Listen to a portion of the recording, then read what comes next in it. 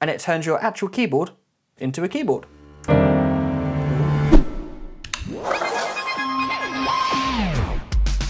So today, I'm going to show you the 3 main methods for inputting MIDI into Logic so you can start writing some music. I'm Elliot from Thornhill Audio Works. Let's jump straight in. So what is MIDI? What is it? MIDI stands for Musical Instrument Digital Interface. It is simply a set of instructions that is sent out from a controller to software or hardware that tells it what to play. So if I press this note on a MIDI controller, the keyboard itself isn't making any noise. It's telling the software or hardware what note I want it to play. In the same way that when you're playing a game and you press X on the controller itself isn't making the character jump in the game, it's telling the game to make the character jump. And it's the same for music and MIDI. What's your sole purpose in this army? To do whatever you tell me, drill sergeant. So the first method is point and click, or simply using your mouse to input and edit the notes. So let's open up a new project and just select any sound you want for this. I'm going to use the studio piano. So if you press T on your keyboard to bring up your tool menu and then select P or the pencil tool, you want to click to draw a MIDI region, then press T twice to bring back your cursor, double click in that region to bring up the piano roll. And this is where you input your notes. So again, press T to bring up the pencil tool and start clicking in.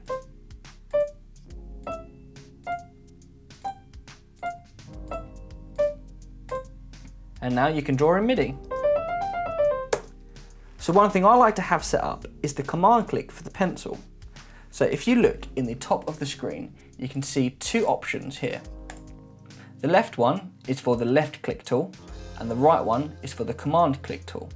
So what that means is that when you press command on your keyboard, it changes the pointer to the pencil tool. This way you haven't got to keep changing tools and you can easily click in notes and then you have your main cursor back for editing. So once you've input some notes, if you click at the end of the note, you can extend it, same with the other end. Or if you click in the middle, you can drag it up and down to change the pitch. Also on your keyboard, if you press and hold the option button, you can use the arrow keys to change notes around.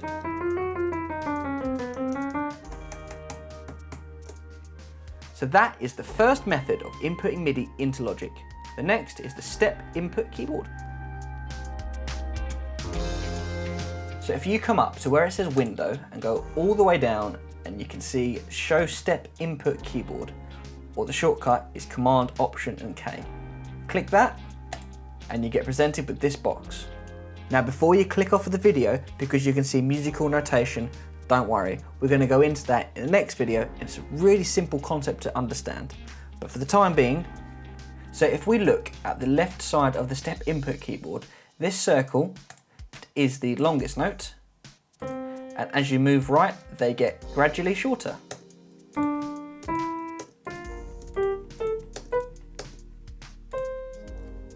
This button here, if you click that, lets you input multiple notes to build a chord. And these markings on the right are volume. Click on the left, you get a quiet note. Click on the right, you get a loud note. This dot and the 3 give you dotted notes and triplet notes. Again, don't worry if you don't understand notation, we're going to have a quick look at it in the next video, but all these do is give variations on the length of the notes. So with the step keyboard open, select the note value you want, how loud you want it, and start clicking the keyboard to input notes. One thing to keep in mind is if you press the space bar with the step keyboard open, you won't play back, it just goes to the next step. Just simply use the controls in the transport bar. Now the really cool thing with the step input keyboard is when you use it with a MIDI controller. If you click this red button here and then play on your MIDI controller,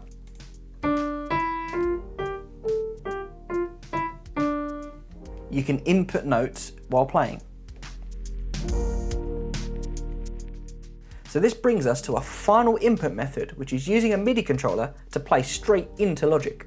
So in the transport bar, you can set a tempo and you can turn on a click track to help you play along. Press record or R on your keyboard and simply play.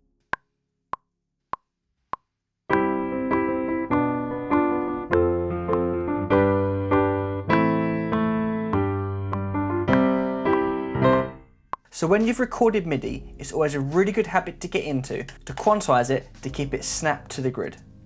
Again, don't worry, this is something we're going to look at in more detail in another video. And remember, you don't always have to play everything in one go. If you're like me and not that great at piano, you can always take multiple takes.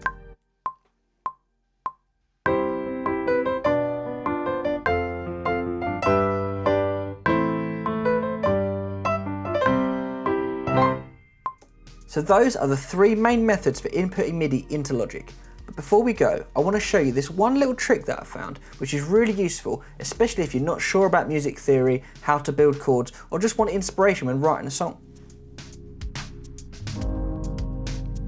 So if you look down on the left, above where it says piano, and click MIDI effects, you can see chord trigger. Or if you haven't got this, press I on your keyboard or this little thing up here. Now what this does is lets you select a variety of different chords and extended harmonies and lets you play them with just one key on this keyboard. Now what's really good to do is to use this in conjunction with the step input keyboard and your MIDI controller. But if you haven't got a MIDI controller, you can come to Window and show musical typing and it turns your actual keyboard into a keyboard. So if we bring up this keyboard or your MIDI controller, the chord trigger and also the step input keyboard, use chord trigger to select the chord you want to play. You can use the step input keyboard to select how long you want the chord to be, then engaging this button here to turn on your MIDI controller or your newfound keyboard, and then in this window here you can select record MIDI to track here.